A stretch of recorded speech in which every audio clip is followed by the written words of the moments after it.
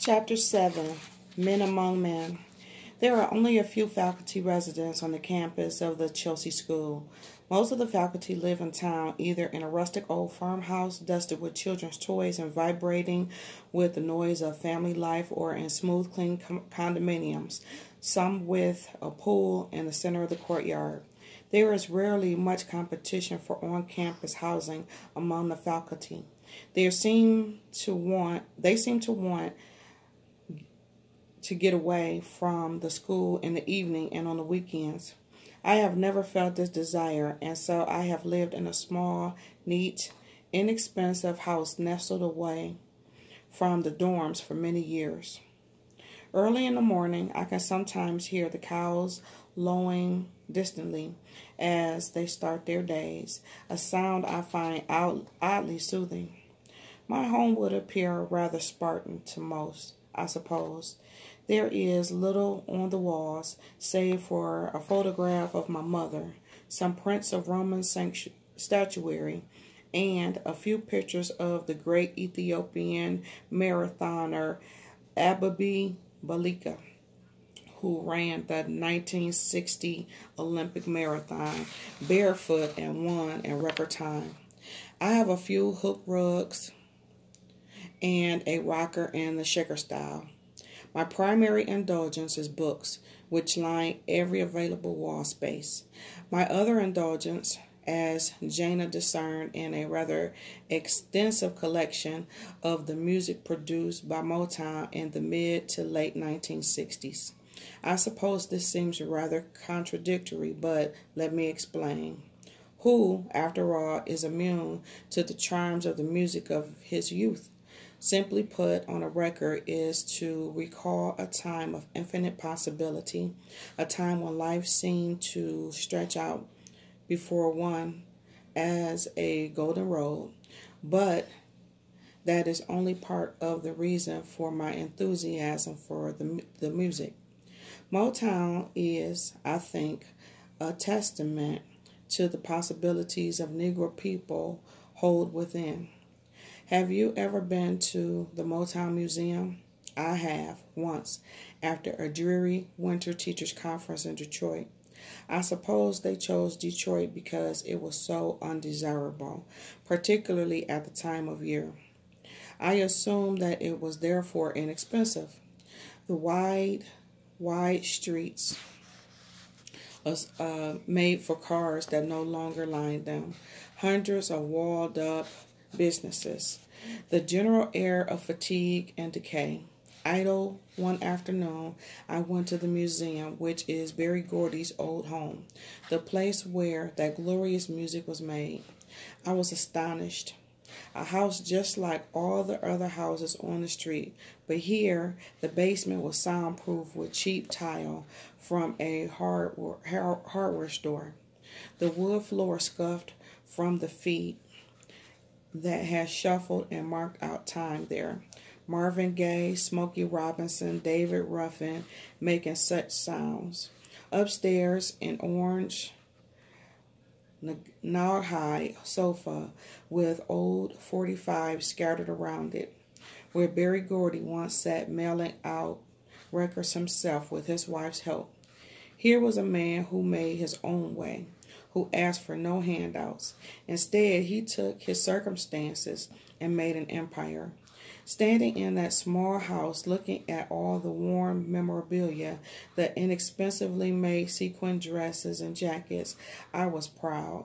Here was a man who had taken all the doors life had slammed in his face and turned it into the sound of joy. That's something to be proud of. The somewhat monastic aspect of my home helps focus my mind, I find. It suits me and that is, after all, the only person it needs to suit. I generally start off my days early with 6 or 7 mile runs and then black coffee and a piece of toast before walking over to the campus. This day was no different. The pre-dawn air was cold and clean, and at first I thought of nothing but the slap of my feet against the asphalt of the road and the trum of my leg muscles and as I covered the distance.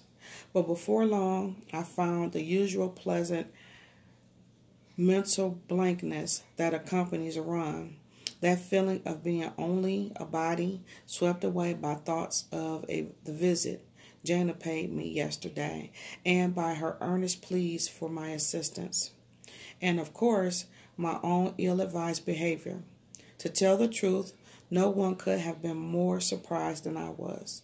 I will admit that I had become constantly aware of her physical presence, the way she had of touching her hair, or the way she sat girlish with her hands pressed between her knees. But no clear thought of acting on my feelings ever came to me. Or, rather, when I did, I quickly set it aside. We were colleagues after all. Still, when I saw that I had angered her, perhaps endangered our friendship, I acted without thinking.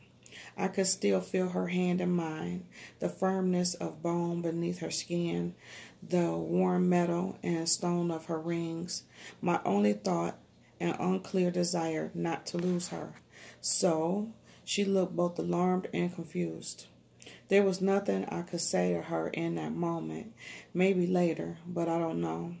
I was beginning to sweat now, despite the cold, and impatiently wiped my face and pulled off my gloves, my feet still moving, the only sound in the world.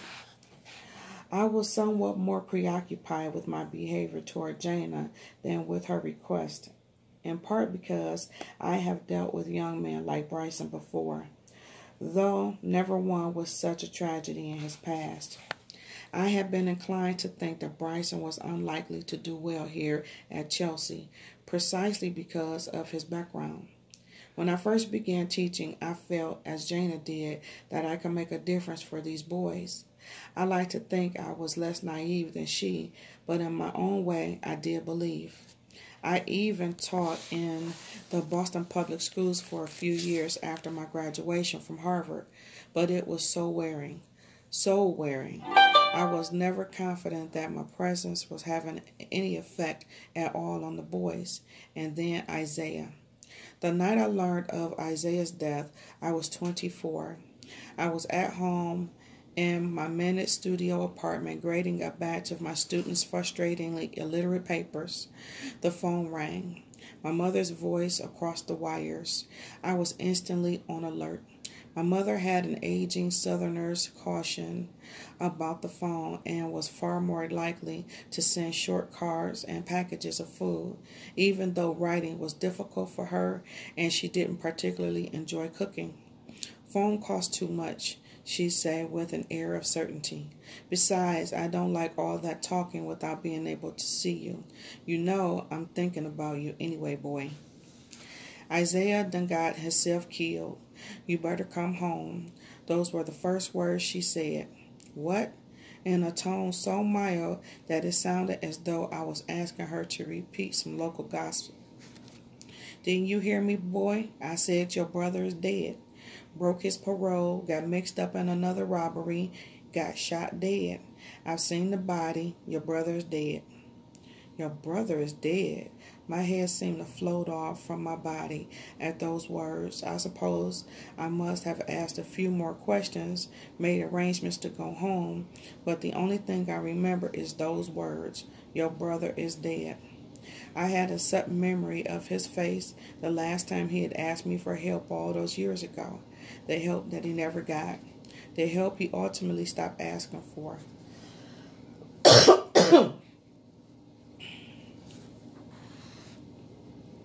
I left the Boston schools a few months after his death. I had lost my taste for teaching boys like these, like Isaiah, so rarely like me. I longed to be somewhere clean and uncomplicated, hewing to the higher standard. In this way, I discovered Chelsea. When I visited my mother and told her about it, she asked me only one question. Is the boys there mostly rich white boys? Yes, Mama. You put it kind of bluntly, but yes, I can do what I like here. Teach boys who are going to make something of themselves. She was silent for a moment, like you did. Yes, Mama. Well, you done learned enough to hold your own up with them boys. I guess that's what I was always hoping. Now that you're doing it. What? I don't know. I'm proud of you. I did what I could.